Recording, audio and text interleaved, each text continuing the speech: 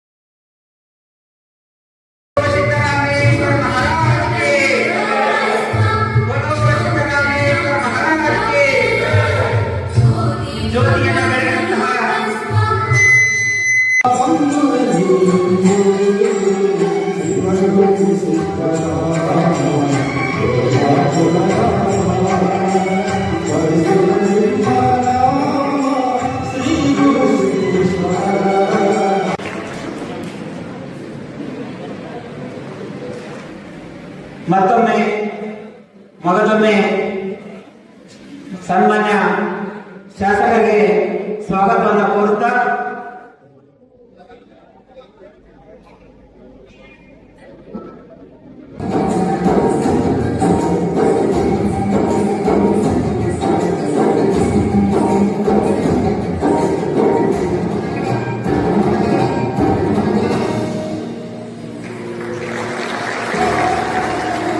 ತುಂಬಾ ಹೆಚ್ಚಿನ ಅಥವಾ ದುಡ್ಡಿರುವಂತಹ ಗಿಫ್ಟ್ ಕೊಡೋದ್ರಿಂದ ಮಕ್ಕಳಿಗೆ ಒಳ್ಳೆಯದಲ್ಲ.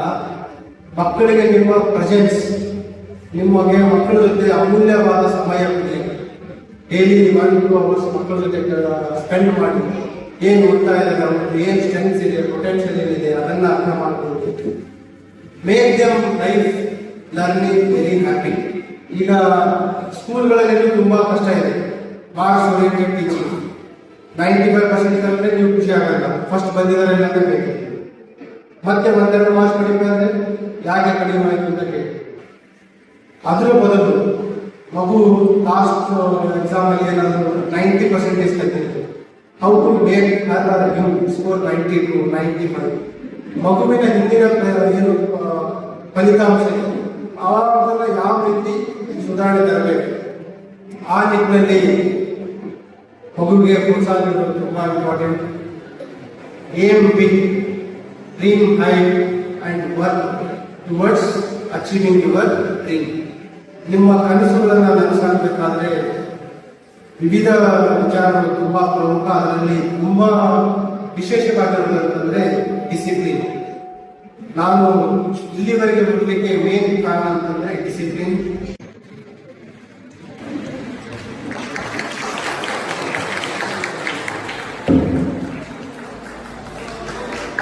ಶ್ರೀಕರು ಈ ಒಂದು ತಮ್ಮ ಅಮೂಲ್ಯವಾದ ಸಮಯವನ್ನ ಬದಿಗೊತ್ತಿ ನಮ್ಮ ಸಮಾಜ ಸಲುವಾಗಿ ಬಂದು ಸಮಾಜದ ಮುದ್ದು ಮಕ್ಕಳಿಗೆ ಸ್ಫೂರ್ತಿದಾಯಕವಾದಂತಹ ನುಡಿಗಳನ್ನು ಹೇಳಿದ್ದಾರೆ.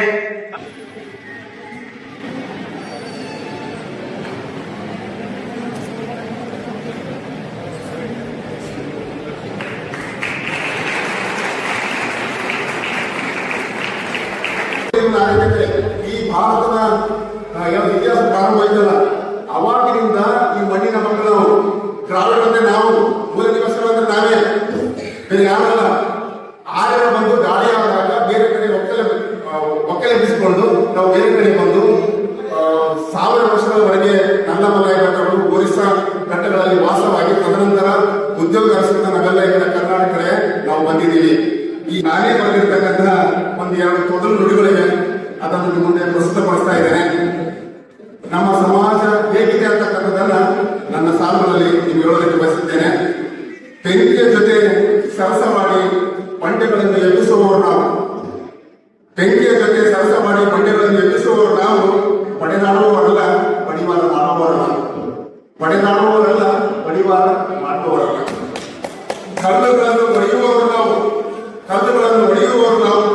ಹೊಡೆಯುವವರಲ್ಲ, ಕಲ್ಲು ಹೊಡೆಯುವವರಲ್ಲ. ಕಲ್ಲುಗಳನ್ನು ಹೊಡೆಯುವವರು ನಾವು, ಕಲ್ಲು ಹೊಡೆಯುವವರಲ್ಲ, ಕಣ್ಣು ಹೊಡೆಯುವವರಲ್ಲ. ಸಾಮ್ರಾಜ್ಯಗಳನ್ನು ಕಟ್ಟಿದವರು ನಾವು, ಸಾಮ್ರಾಜ್ಯಗಳನ್ನು ಕಡಿಯುವವರಲ್ಲ, ಸಾಮ್ರಾಜ್ಯಗಳನ್ನು ನಾಶ ಮಾಡಿದವರಲ್ಲ. ಮೂರ್ತಿ ಕೆತ್ತಿದವರು ನಾವು, ಮೂರ್ತಿಗಳನ್ನು ಕೆತ್ತಿದವರು ನಾವು, ಮೂರ್ತಿ ವಿಗ್ರಹಕರು ನಾವು, ಮೂರ್ತಿ ಆರಾಧಕರು ನಾವು, ಮೂರ್ತಿ ಪಂಚಕರಲ್ಲ. ಮೂರ್ತಿ ಆರಾಧಕರು ನಾವು, ಮೂರ್ತಿ ಪಂಚಕರಲ್ಲ. ಕೆಲವು ಭಾಷಿಗರು ನಾವು, ಕೆಲವು ಭಾಷಿಗರು ನಾವು, ಕನ್ನಡ ವಿರೋಧಿಗಳಲ್ಲ, ಕನ್ನಡ ಆರಾಧಕರು ನಾವು. ಕನ್ನಡ ವಿರೋಧಿಗಳಲ್ಲ, ಕನ್ನಡ ಆರಾಧಕರು ನಾವು. ಶಿವಯೋಗಿ ಸಿದ್ದರಾಮೇಶ್ವರ ಅನುಯಾಯಿಗಳು ನಾವು, ಶಿವಯೋಗಿ ಸಿದ್ದರಾಮೇಶ್ವರ ಅನುಯಾಯಿಗಳು ನಾವು. ಕಾಯಕ ನಿಷ್ಠೆ ಮರೆತವರಲ್ಲ, ಕಾಯಕ ನಿಷ್ಠೆ ಮರೆತವರಲ್ಲ. ಬಸವಾದಿ ಶರಣರ ತತ್ವಗಳನ್ನು ಬಿಟ್ಟವರಲ್ಲ, ಬಸವಾದಿ ಶರಣರ ತತ್ವಗಳನ್ನು ಬಿಟ್ಟವರಲ್ಲ. ಒಟ್ಟ ರೋದನೆ ಬೇಡ, ಒಟ್ಟ ರೋದನೆ ಬೇಡ, ಒಟ್ಟ ರಾಧನೆ ಮಾಡಿ. ಒಟ್ಟ ರೋದನೆ ಬೇಡ, ಒಟ್ಟ ರಾಧನೆ ಮಾಡಿ. ದೊಡ್ಡವರು ನಾವು, ಇದನ್ನು ಅರ್ಥವೇ ದೊಡ್ಡವರು ನೀವು ಅಂತಕ್ಕಂಥ ಮೊದಲು ನುಡಿಗಳನ್ನು ಹೇಳ್ತಾ,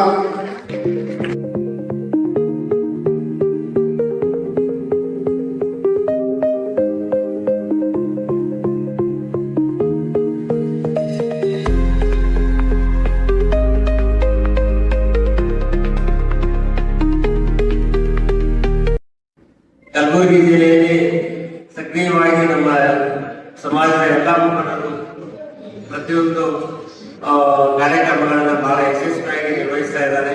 ನನಗೆ ಬಹಳ ಸಂತೋಷ ಅನಿಸ್ತಾ ಇದೆ. ನಮ್ಮ ವಿಧಾನ ಪರಿಷತ್ ಸದಸ್ಯರು ಕೂಡ ಎಲ್ಲರಿಗೂ ಪ್ರೋತ್ಸಾಹ ಮಾಡ್ತಾರೆ. ಹಾಗೇನೆ ನಾಯಕರು ಒಳ್ಳೆಯ ಉತ್ತಮವಾಗಿ ಕೆಲಸ ಮಾಡ್ತಾರೆ. ಹಾಗೇನೆ ಈ ಜಿಲ್ಲೆ ಹೊಂದ್ಕೊಂಡು ಯಾದಗಿರಿ ಮತ್ತೆ ಬೀದರ್ ಇದೆ, ಅಲ್ಲಿ ಆಕ್ಟಿವಿಟೀಸ್ ನಡೀತಾ ಇಲ್ಲ, ಅಲ್ಲಿ ಕೂಡ ನಡೆಸಬೇಕು. ಅದಕ್ಕೆ ನಾನು ಈ ಸಾರಿ ರಿಕ್ವೆಸ್ಟ್ ಮಾಡಿದೆ, ಈ ಎರಡು ಜಿಲ್ಲೆಯವ್ರನ್ನ ಸೇರಿಸ್ಕೊಂಡು ಮಾಡಿ. ಇವಾಗ ಬೆಳಿಗ್ಗೆ ನಮ್ಮ ರಾಯಚೂರು ಜಿಲ್ಲಾಧ್ಯಕ್ಷರು ಮಾತಾಡಿದ್ರು, ನಾವು ಒಂದು ಮಾಡಬೇಕು ಅಂತ ಮಾಡಿದ್ರೆ ಸಹಕಾರ ಬೇಕು ಅಂತ ಮಾಡಿ ಅಂತ ಹೇಳಿದೆ ರಾಯಚೂರು. ಸೊ ಮುಂದಿನ ಸಾರಿ ಯಾದಗಿರಿ ಮತ್ತೆ ಬೀದರು ಗುಲ್ಬರ್ಗ ಮೂರು ಜಿಲ್ಲೆಯವರು ಸೇರಿ ಎಲ್ಲಾ ಪ್ರತಿಭಾವಂತ ಮಕ್ಕಳನ್ನ ಪುರಸ್ಕರಿಸಿ ಒಂದು ದೊಡ್ಡ ದೊಡ್ಡ ಸಮಾರಂಭ ಮಾಡಿ ಅವುಗಳನ್ನ ನಾವು ಬೇಗ ತರಬೇಕು. ಹಾಗೆ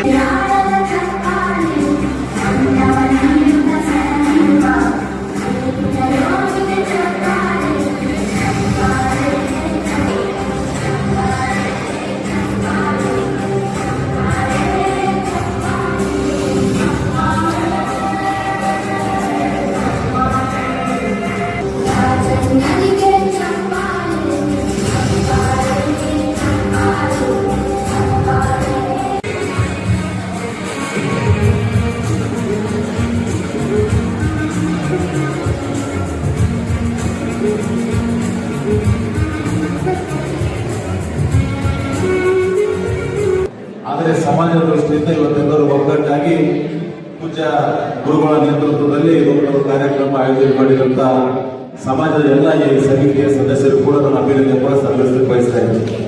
ಯಾಕಂತಂದ್ರೆ ಇವತ್ತು ಒಳ್ಳೆಯ ರೀತಿ ಇವತ್ತು ನಮ್ಮ ಸೋದರಾಗಿರ್ಬೋದು ಸೋದರಿಯರಾಗಿರ್ಬೋದು ಒಳ್ಳೆ ಒಳ್ಳೆ ಶಿಕ್ಷಣದಲ್ಲಿ ಪಡೆದು ಒಳ್ಳೆ ರಿಸಲ್ಟ್ ಅನ್ನು ತಗೊಂಡು ಮುಂದಿನ ದಿನಗಳು ಇನ್ನೂ ಕೂಡ ಹೆಚ್ಚಿನ ವಿದ್ಯಾಭ್ಯಾಸಗಳ ಆಗಲಿ ಅಂತ ನನ್ನ ಕೂಡ ನನ್ನ ಭಗವಂತನಿಗೆ ಕೂಡ ನನ್ನ ಪ್ರಾರ್ಥನೆ ಕೂಡ ನನ್ನ ಮಾಡ್ತಿದ್ದೀನಿ. ಸಾಹೇಬರು 20,000 ರೂಪಾಯಿ ಯಾವುದೋ ಸಹಾಯ ರೂಪದಲ್ಲಿ ಕೊಡ್ತಾ ಇದ್ದಾರೆ. ಅವರು ಕೂಡ ಧನ್ಯವಾದಗಳು. ಧನ್ಯವಾದಗಳು. ಏನಾದ್ರು ಬದಲಾವಣೆ ಆಗಿತ್ತು ಅಂತಂದ್ರೆ ವೇದಿಕೆ ಈ ಭಾಗಕ್ಕೆ ಬಂದು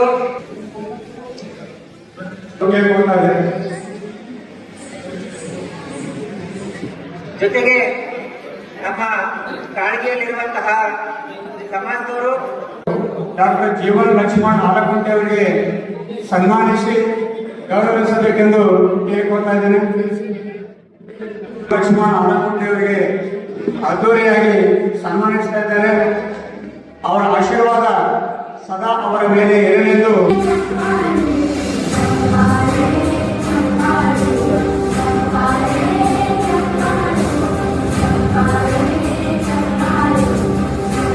ಒಂದೇದು ಸಮಾಜದ ಮಕ್ಕಳಿಗೆ ಪ್ರೋತ್ಸಾಹ ಕೊಡಬೇಕು, ಸಮಾಜದ ಮಕ್ಕಳಿಗೆ ಉತ್ತೇಜನ ಕೊಡಬೇಕು, ಮತ್ತೆ ಮುಂದಿನ ಹೆಚ್ಚಿನ ಶಿಕ್ಷಣವನ್ನ ಮಕ್ಕಳಿಗೆ ಮತ್ತು ಪಾಲಕರಿಗೆ ನಾವು ಈ ರೀತಿ ಕಳೆದವರನ್ನ ಮಾನ ಮತ್ತು ಸನ್ಮಾನ ಮಾಡ್ತೀವಿ ಅಂದ್ರೆ ಆ ಮಕ್ಕಳಿಗೂ ಮತ್ತು ಮಕ್ಕಳ ಪಾಲಕರಿಗೂ ಕೂಡ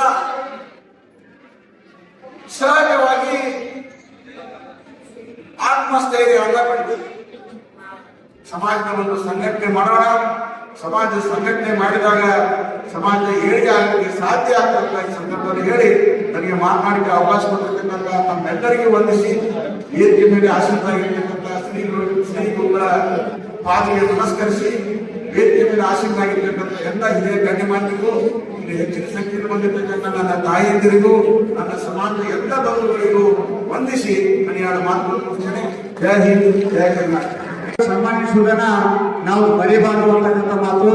ತಾವೆಲ್ಲರೂ ಸ್ವಲ್ಪ ಚಪ್ಪಾಳೆಯನ್ನು ಜೋರಾದ ಚಪ್ಪಾಳೆಯೊಂದಿಗೆ ಅವರಿಗೆ ಗೌರವಿಸಿ ಭೋವಿ ಸಮುದಾಯ ಹಿಂದುಳಿದಿದೆ ಅಂತ ಅಡಪಟ್ಟಿಯಿಂದ ಹೊರಗೆ ಬರಬೇಕಂತಂದ್ರೆ ಸಾಮಾಜಿಕವಾಗಿ, ಶೈಕ್ಷಣಿಕವಾಗಿ, ರಾಜಕೀಯವಾಗಿ ಹಾಗೂ ಆರ್ಥಿಕವಾಗಿ ಸದೃಢರಾಗಬೇಕು.